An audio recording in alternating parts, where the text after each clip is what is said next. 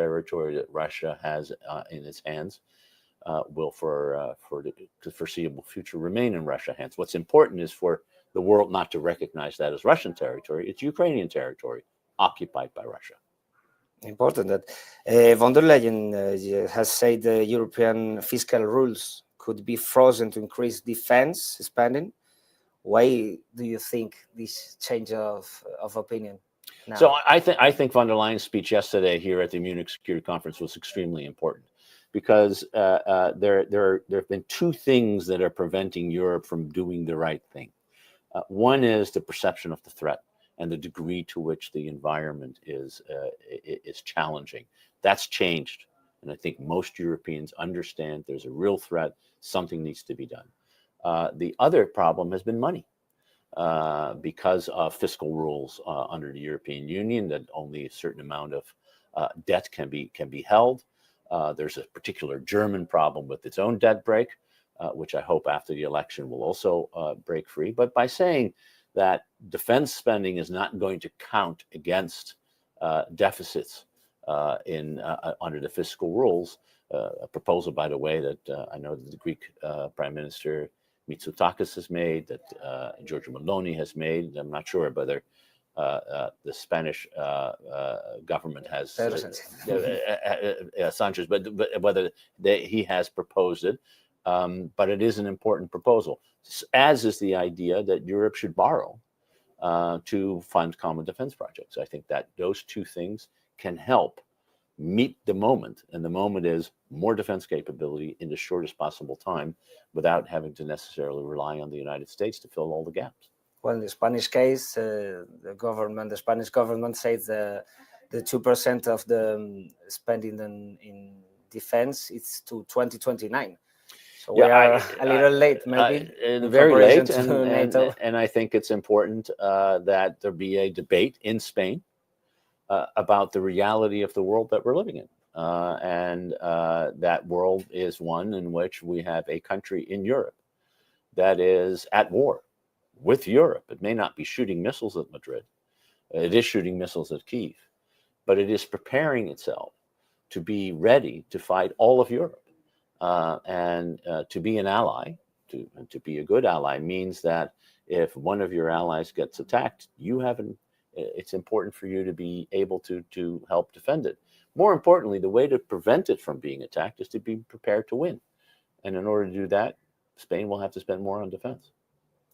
J.D. Vance speak yesterday here in Munich, seemed a little bit to attack Europe. In fact, Kaja Kallas later said that it seemed like the U.S. Vice President wanted to fight a little bit, but what do you expect from the U.S. and Europe relationship with this Trump's administration? I'm deeply pessimistic. I think that President Trump himself does not believe and never has believed in alliances. He sees them as burdens rather than as benefits. He has long accused European and Asian allies of the United States of taking advantage of the United States. This goes back to the 1980s. This is nothing new. And I don't really think that he is a man we can rely on to fulfill the commitments of the NATO treaty. And I think the Vance speech sort of underlined their disdain for Europe, strange disdain, by the way, for a person to come and talk about the crisis of democracy in Europe, that coming from a person who still refuses to recognize that Joe Biden won the election in 2020. So it's a little strange to be lectured by these kinds of people about what democracy is about. But the fact that he chose to do so just demonstrates that this is not the kind of friends that you want to rely on or can rely on, and that's very unfortunate. What do you thought yesterday listening to J.D. Vance? Well, in some sense, I wasn't surprised, because this is the kind of arguments and rhetoric that we've been hearing in the United States for quite a while. You know, there's a media environment now with X and right-wing, far-right media that talks about all these stories and to talk about the enemy from within, which, by the way, Donald Trump talked about too in his campaign, and he's now trying to take that enemy without. It is a little disconcerting for those who have a sense of history, that J.D. Vance talked about the enemy from within, a phrase that comes out of fascist and Nazi rhetoric in the 20s and the 30s, and indeed, of all places, in Munich, which is the cornerstone, the beginnings of where the Nazi movement started. One would have thought that a vice president of the United States might have been a little bit more careful both with his language and the venue for making this case. Ukraine has been the center of the debate here in this Munich conference. So what other topics do you think are the most relevant in geopolitical matters now? Well, there's always China, and there's the relationship between China and Russia, and the degree to which there is either a possibility of splitting them or finding.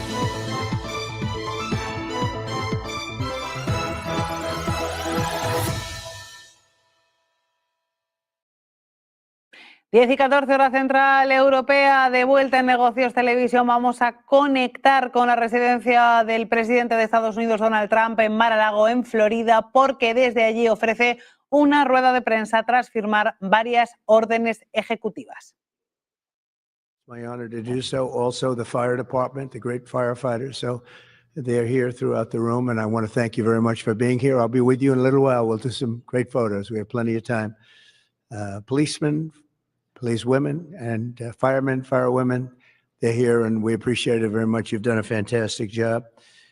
I think it's very important to state that incredible things are happening in our country. I think we've made more progress in 3 weeks than they've made in 4 years, especially with respect to the reputation of our country. And people are respecting us again as a country and as a powerful country, and maybe a smart country, but maybe not so smart, because when you look at some of the waste, fraud, and abuse that's being uncovered by DOJ and the people at DOJ, these are young, often young, but super brilliant people, incredible computer scientists and other things, and they're finding levels of fraud and waste and abuse like I think nobody ever thought possible. But before we do that, I just want to ask Will to come over. I've just finished signing some executive orders, and if we could start with that, Will, you might want to come up here and just explain what we did. Thank you. Good afternoon, y'all. A short while ago, President Trump signed three items. The first is an executive order relating to the affordability and availability of in vitro fertilization and other fertility treatments. These are treatments that have become unaffordable for many Americans, or have been unaffordable for many Americans. And the executive order is a directive to the Domestic Policy Council to examine ways to make IVF and other fertility treatments more affordable for more Americans. The second item that we signed was a presidential memorandum imposing radical transparency requirements on government departments and agencies, in keeping with President Trump and the administration's broader commitment to governmental transparency. What this presidential memorandum would do is require, as waste, fraud, and abuse is uncovered, as programs are canceled, and ultimately as taxpayer dollars are saved, this presidential memorandum would require departments and agencies to make all of the details of that freely available to the public. Lastly, we have another executive order that President Trump signed relating to independent agencies. This executive order would establish important oversight functions in the Office of Management and Budget and its subsidiary office, OIRA, supervising independent agencies and many of their actions, and also reestablishes the longstanding norm that only the president or the attorney general can speak for the United States when stating an opinion as to what the law is. Thank you very much, Will. That was the primary purpose of this conference, to explain that they're all very important in their own way. Fertilization, I've been saying that we're going to do what we have to do, and I think the women and families, husbands, are very appreciative of it. But that was it. I do want to say while I'm up here, I've been contacted by some of the biggest companies in the world. And because of what we're doing economically and through tariffs and taxes and incentives, they want to come back into the United States.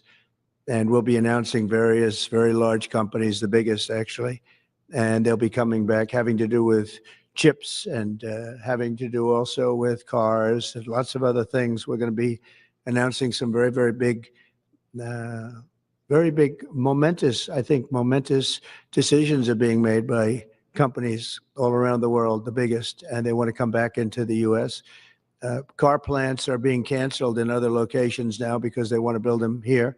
And you read about a couple, not that I want to mention names or anything, but you read about a couple of big ones in Mexico just got canceled because they're going to be building them in the United States. And that's very simply because of what we're doing with respect to taxes, tariffs, and incentives. And I think it's a very important thing. And you'll be seeing this over the next, probably over the next 2 years, to be honest, but you're going to see a lot of it over the next couple of weeks. A lot of big ones are going to be announcing. And so while we're here, I guess we can take a couple of quick questions. Go ahead, please. Please. Mr. President, have you decided specifically what the auto tariff rate should be? Yeah, I probably will tell you that on April 2nd, but it'll be in the neighborhood of 25%. Semiconductors and pharmaceuticals? It'll be 25% and higher, and it'll go very substantially higher over a course of a year. But we want to give them time to come in because, as you know, when they come into the United States and they have their plant or factory here, there is no tariff. So we want to give them a little bit of a chance. Yes, thank you. The EU representative is going to be here in Washington tomorrow. He's going to be meeting with Hassett and Greer and Letnick. What can the EU do to sort of avoid the reciprocal tariffs that you've talked about? And, you've talked a lot about the VAT. Do you expect them to reduce that? Well, they did already, as I understand it, reduce their car tariff all the way down to what we have. And a lot of that will take place, and I think some won't do it and some will do it. But the EU had a 10% tax on cars, and now they have a 2.5% tax, which is the exact same as us. So already we've saved a tremendous amount. That would be great. If everybody would do that, then we'd all be on the same playing field.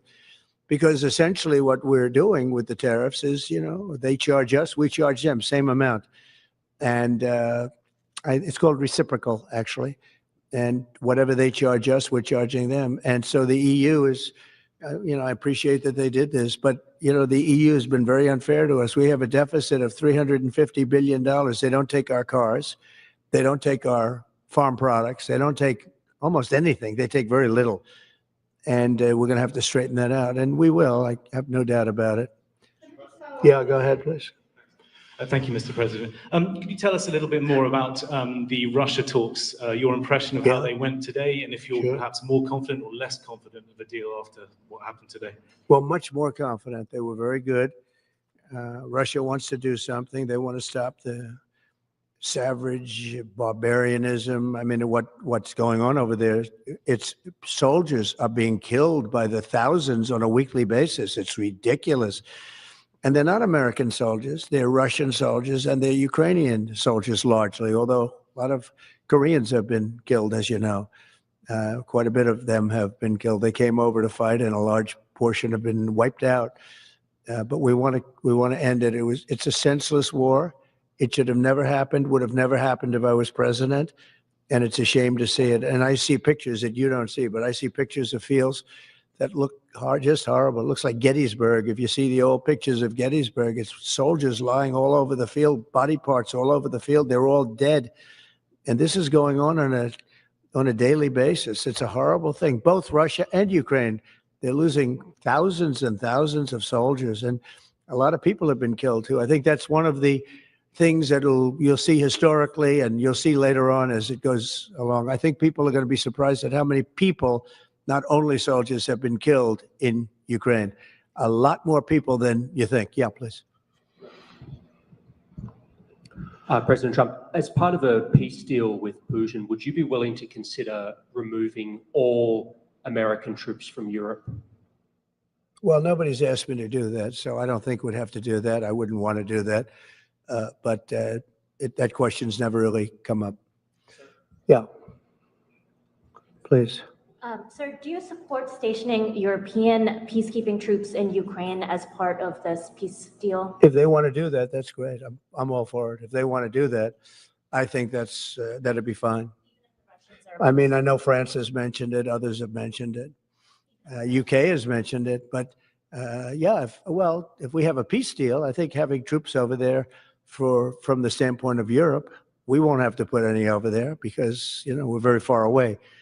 But having troops over there would be fine. I would not object to it at all. We're talking about this now, peace. We have either a ceasefire or a peace itself, and we're looking to do both.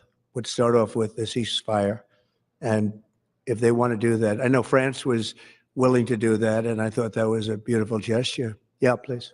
Do you have any message for Ukrainians who, after 3 years of fighting, might feel betrayed or disappointed at not having a seat at these initial talks in Saudi Arabia?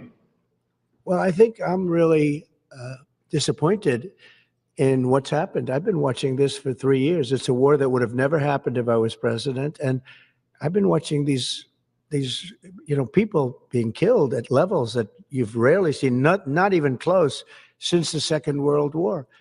And I'm very disappointed. I hear that, they're upset about not having a seat. Well, they've had a seat for 3 years and a long time before that. This could have been settled very easily. Just a half-baked negotiator could have settled this years ago without the loss of much land, very little land, without the loss of any lives, and without the loss of cities that are just laying on their sides. You have those magnificent golden domes that are shattered, will never be replaced. You can't replace them.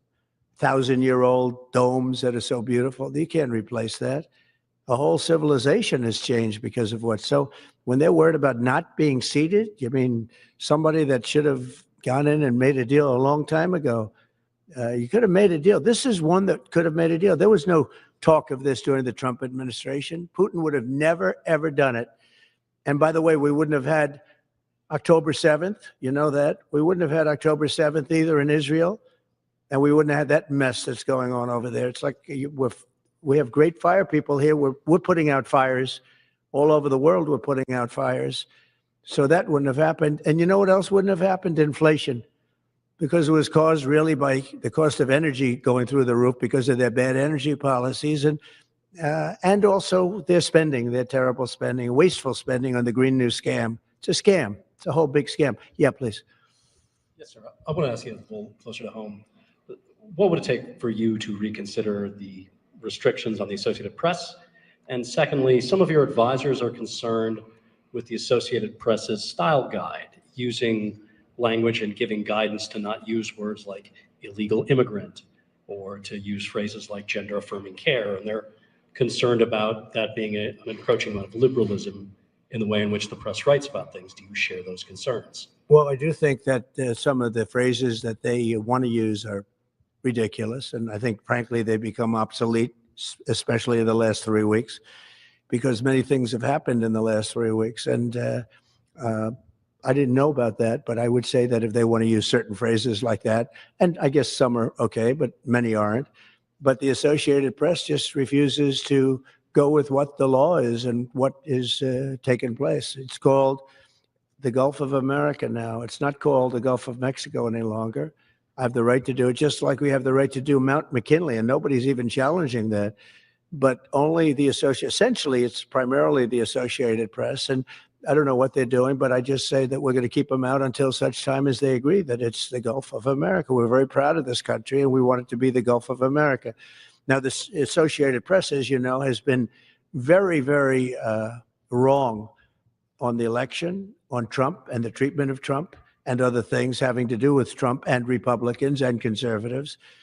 And they're doing us no favors, and I guess I'm not doing them any favors. That's the way life works. But, thank you for the question. Who are you with? Very good question. Thank you. Yes. We're hearing that Russia wants to force Ukraine to hold new elections in order to sign any kind of a peace deal. Is that something that the U.S. would ever support?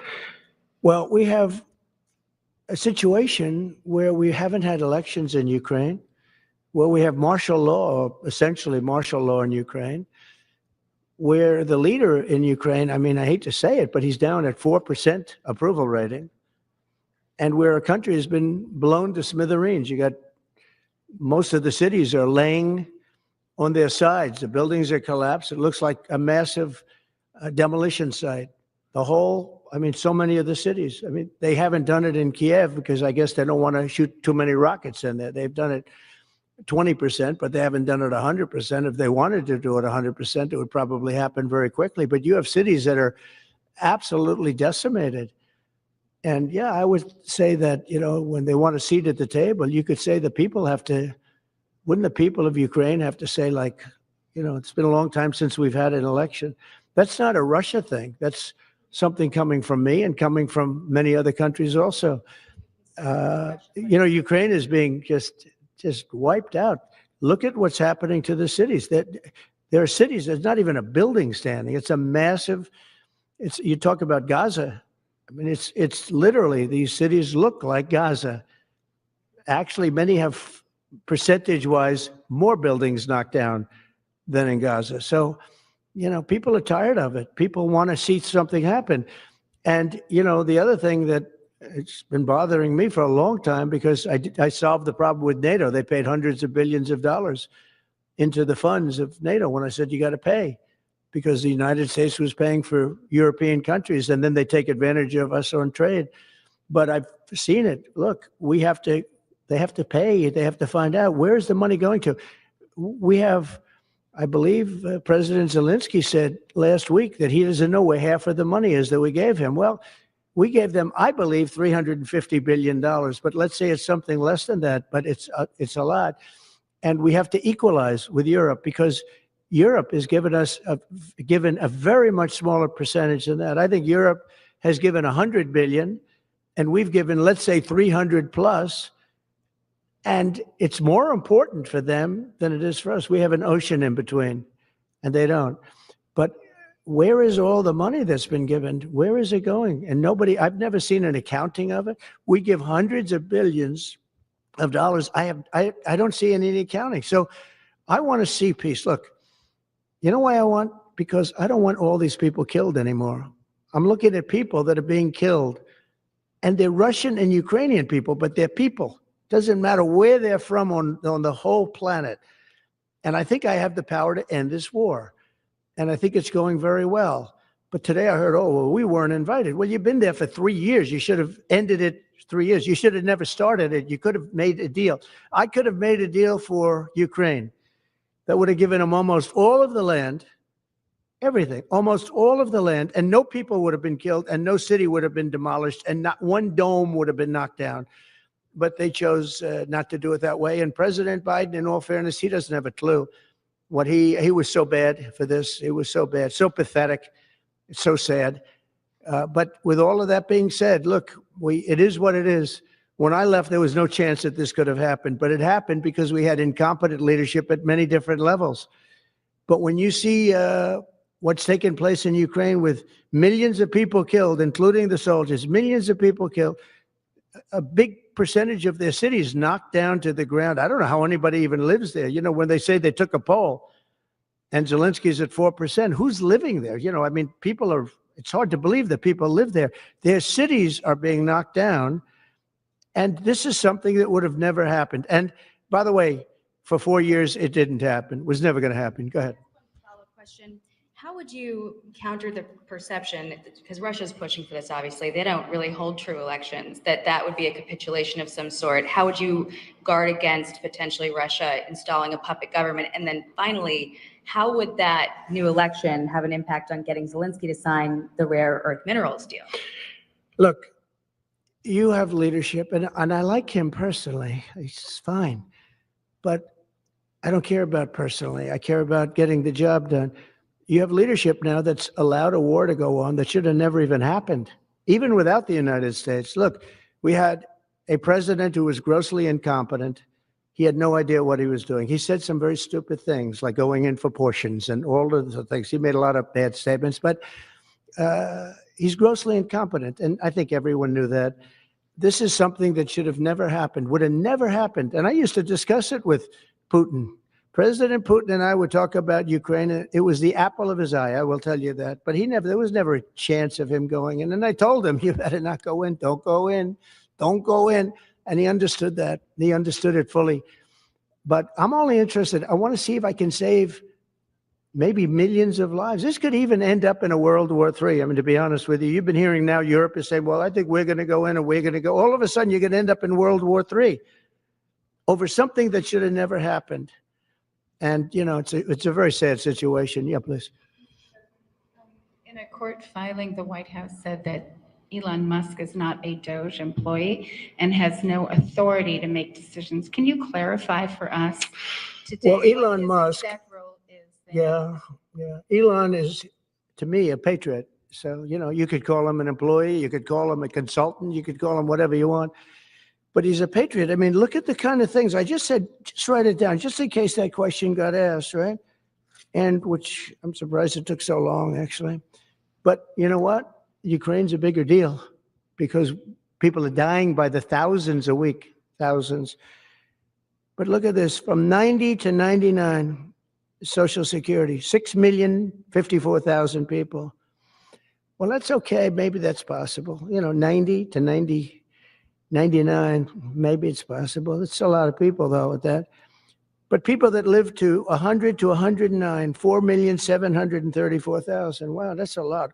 That means over 100 years old. They're 4 million people. I don't know too many. I know people that are doing great in their 90s, but not too many people over 100. But over 120, from 120 years old, people that are 120 years old up to 129, 3,472,000 people. Wow.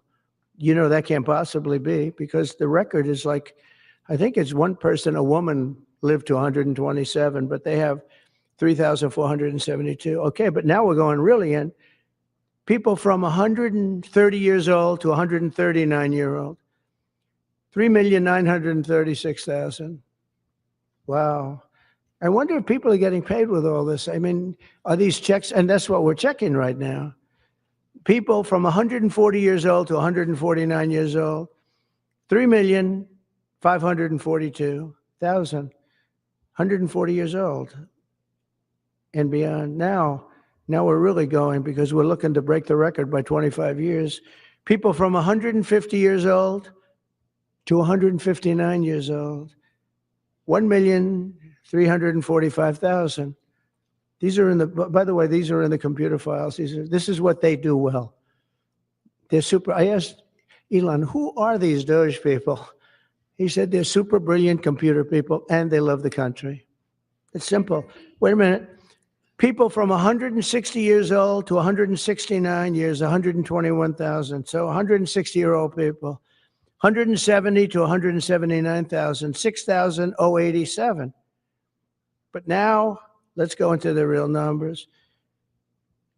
From 200 to 209 years old, 879 people. From 210 years old, I haven't met any of them. And if I did, I would bless them. I would worship the ground they walk on. 210 to 219 years, 866. From 220 years old to 229 years old, 1,039. And then you have two people from 240 years old to 249 years old, one person. And there's one person that's 360 years old. That's just that. And then where's the money being spent, right? Let's go into that for just a second. $520 million for a consultant on the environment. It's called environmental, social, and governance investments in Africa and mobilize private sector resources. $520 million. Somebody got $520 million for an environmental, sounds like an environmental study. I've always been one that paid a lot of money for my environmental studies, but I paid like $50,000, not $520 million. $520 million for ESG. $25 million to promote biodiversity, conservation, and promote licit livelihoods by developing socially responsible behavior in the country of Colombia. Well, it's nice, $25 million to go into Colombia for something that nobody ever heard of. $40 million to improve the social and economic inclusion of sedentary migrants. 40 million. $42 million for Johns Hopkins, great place, to research and drive social and behavior change in Uganda. 42 million. What about us? What about social change in our country? $70 million for a center at Purdue to research university-sourced, evidence-based solutions to developmental challenges. I mean, these are massive numbers on things that nobody ever heard about. $10 million for Mozambique voluntary medical male circumcisions. $10 million for circumcisions in another country. $9.7 million for UC Berkeley to develop a cohort of Cambodian youth with enterprise-driven skills. In other words, let's teach them something about enterprise. What about our people? Can't we teach them about enterprise? $2.3 million for strengthening independent voices in Cambodia. $32 million to the Prague Civil Society Center, which is a very liberal group of people. Wonder how much of that money came back to the people that approved it. $14 million for improving public procurement in Serbia. $486 million to the Consortium for Elections and Political Process Strengthening, including $22 million for inclusive and participatory political process in Moldova, and $21 million for voter turnout in India. Well, why are we giving $21 million to India? They got a lot of money. They're one of the highest taxing countries in the world in terms of us. We can hardly get in there because their tariffs are so high. I have a lot of respect for India. I have a lot of respect for the prime minister. He just left, as you know, 2 days ago. But we're giving $21 million for voter turnout. It's voter turnout in India. What about, like, voter turnout here? Oh, we've done that, I guess. We did 500 million, didn't we? It's called the lockboxes. $20 million for fiscal federalism in Nepal. Listen to these numbers. This is all fraud.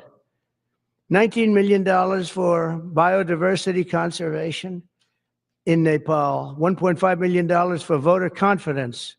We want to give them confidence in Liberia. $14 million for social cohesion in Mali. $2.5 million for inclusive democracies in South Africa. $47 million for improving learning outcomes in Asia. Asia's doing very well.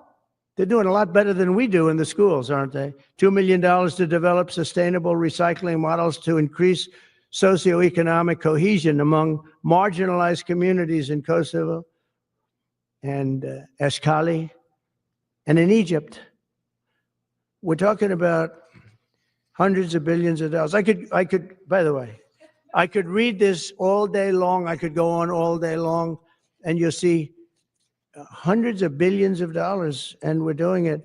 But when I saw the Social Security numbers, I said, wow, that's really something. So we have, let's just go above 100 years old. We have millions and millions of people over 100 years old. Everybody knows that's not so.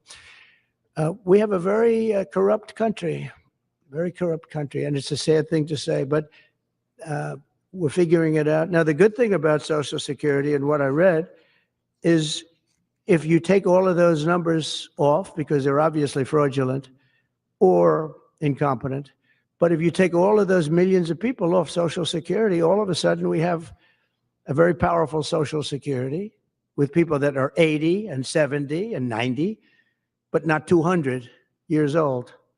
You know, so it's a very positive thing. How about over here? Yeah, please. Your reaction to Michelle King, the head resigning after the Doge. Who resigned? The head of Social Security. I don't know. I mean, I resigned or got fired. I think got fired. You know, when you fire somebody, they always resign, and then they say, we resigned. But when you have numbers like that, I think really it's got fired. They have to get fired. Who would keep them? How could you have numbers like this? Now, the big thing is, how many of these people got paid? Were they getting paid? Were they getting paid? How many of them were getting paid Social Security? Because if that's the case, it's a massive fraud. We'll have to call those great Palm Beach police into this situation, right? You guys would figure that out very quickly. But how many of them are being paid? I mean, maybe millions of them, but it's a total fraud. Also, a lot of illegal immigrants are in Social Security that shouldn't be there. Yeah, please, go ahead. Mr. President, there was a big wave of probationary federal workers who were fired over the weekend. Some of these workers focused on nuclear weapon security were immediately rehired. Do you have any concerns about how these terminations have No, not at all. I think we have to just do what we have to do. It's, you know, you're going to, it's amazing what's been found right now. It's amazing. If we feel that in some cases they'll fire people and then they'll put some people back, not all of them, because a lot of people were let go. Don't forget, I got elected on the basis of making our government stronger and smaller, because we have millions of people that obviously they're paying millions of people that shouldn't be paid. And that has also to do with workers. Yeah, please. No, go ahead. Actually, yes, New York Times. Sorry. Mr. President, given your concerns about corruption, you said that if there were any conflicts of interest with Elon Musk, you wouldn't let him anywhere near it. That's right. Doge and SpaceX employees are now working directly at the Federal Aviation Administration and the Defense Department, agencies that have billions of dollars in contracts with Musk's companies or that directly regulate his companies. How is that not a conflict of interest? Well, I mean, I'm just hearing about it. And if there is, and he told me before I told him, but obviously I will not let there be any conflict of interest. He's done an amazing job. They've revealed, in fact, he's going to be on tonight, a big show called Sean Hannity at 9 o'clock. And he's on and I'm on, and we talk about a lot of different things. And any conflicts, I told Elon, any conflicts, you can't have anything to do with that. So anything to do with possibly even space, we won't let Elon partake in that. Yeah, please. On immigration, sir, you said you would be sending the worst of the worst to Guantanamo Bay. What we're finding out is that there are a lot of low-risk migrants who don't have a criminal background who are also being sent. Are you thinking about this differently now? No, they're going to be brought back to their countries. And with some persuasion, every one of those countries, everyone in the, as you know, every country is taking the people back. So some of them are going to be brought back to, many of them, any of them that are low risk, as you say, are going to be brought back to their countries. Yeah, go ahead, please. Can you give us a bit of an update on where you stand with Venezuela? Yeah, it's oil. There's basically a monthly license that can soon extend. Well, you know, we had Venezuela on the run, and it looked like that was going to be very good. And when Biden came in, as he always does, he screws it up. And they started buying millions and millions and millions of dollars of oil, billions of dollars actually, of oil, and it gave them a new life, a new really lease on life. But we'll see. We had some pretty good discussions with a lot of people within our government and the United States government that are involved in that. And Venezuela's a little bit early, but, you know, we were not buying from Venezuela when Biden came in for whatever reason. Instead of just taking the beautiful, as I call it, liquid gold, we have more than anybody. They started paying a fortune to Venezuela, and we're looking at that actually. Why did they do that? Why were they doing that? Why would they go to the enemy and give them billions and billions of dollars? Now, with that being said, as you know, Venezuela has said very strongly they will not take any illegal immigrant, any of the people that they sent over to us. They sent their gangs, probably the worst gang anywhere in the world, as bad as MS-13, maybe worse. And they came out of the jails of Venezuela. They emptied their jails into our country. And they said, we'll never take them back. Well, they took them back, and they're taking them back. And they are taking them back rapidly. They were sending a lot of people to Venezuela. They said they wouldn't take them back, and they are taking back. But we're looking at Venezuela very seriously, and we're going to be able to. Don't forget, I've only been here for 3 weeks. Yeah, please. Just a little clarity on, are you inclined to continue to allow Venezuela, through, I think, Chevron and other oil companies, to export those petroleum products, or are you maybe not? Yeah, maybe not. We're looking at that now.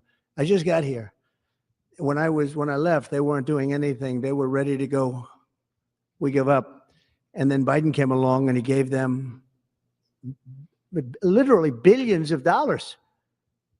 I couldn't believe it, actually. And we have so much under our feet, liquid gold. We have so much, and it was pretty amazing. So we're looking at that whole situation, why he did it. All right, how about one more? Yeah, please. Mr. President, what can you tell us about the CIA drone flights over Mexico? Is this the next step in the war against the cartels? Well, we're going to see. Should they have authority to take lethal action? Mexico's allowed a tremendous number of people to go through their country into ours, and even people coming from Mexico, and illegals, totally illegal. They've allowed people to empty jails into Mexico and then let them come through with this totally ridiculous open border policy of the Biden administration. So millions of people have come in, and hundreds of thousands, and actually millions, are criminals. They came in from jails all over the world that release them into Mexico, and they come into our country. And they also came in from Canada, by the way, large numbers through Canada. In fact, when we closed up the one border, they came in through the other border. So Canada is not an uninterested party. But I will say this, we're dealing with Mexico. I have a very good relationship with Mexico, but I think Mexico is largely run by the cartels, and that's a sad thing to say. And if they wanted help with that, we'd give them help. But Mexico, if you look at what's gone on with Mexico for years now, but now especially, it's run by the cartels.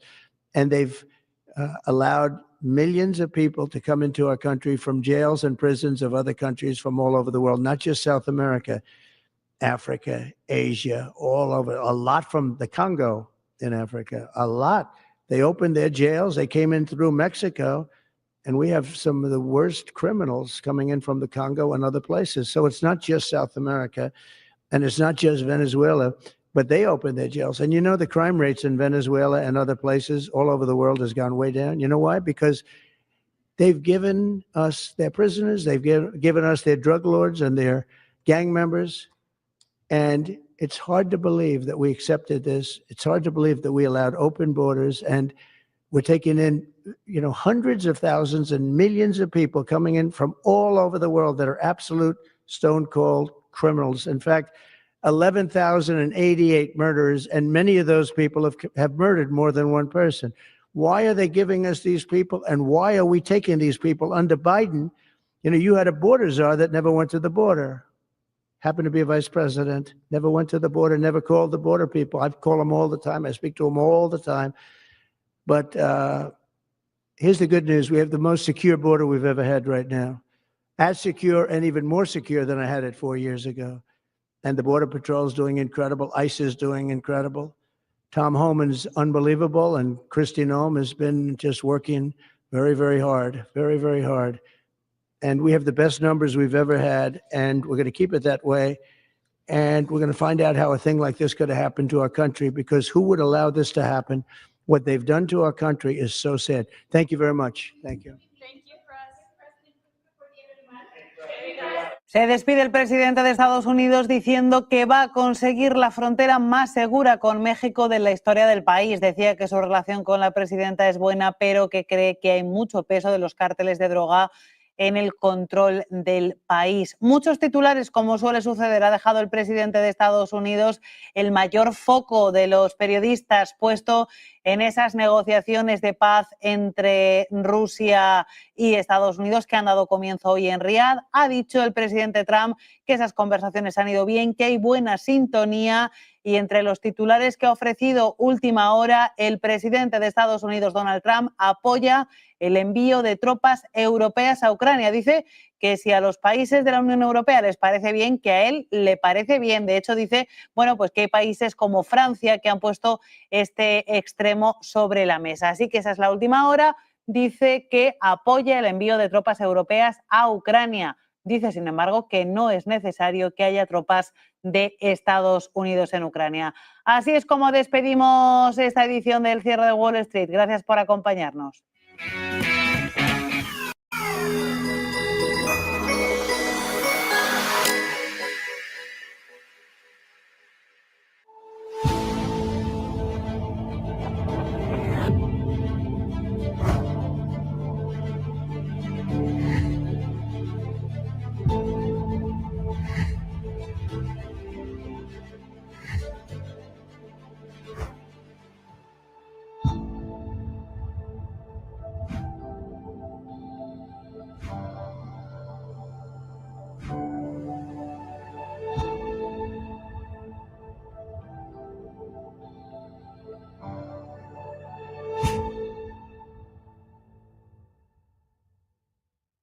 Astorza, muy buenos días. Muy buenos días, José.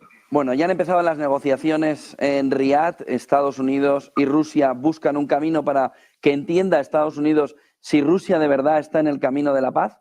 ¿En qué punto nos encontramos? ¿Y qué opciones tiene de verdad salir adelante este camino hacia un alto al fuego o hacia una mesa de negociación de paz? Creo que la gran ventaja que tiene esta negociación de paz es que hay una voluntad por las dos partes, una necesidad imperiosa de concluir con éxito las mismas. Rusia quiere acabar esta guerra cuanto antes, lógicamente, y Estados Unidos quiere cerrar un frente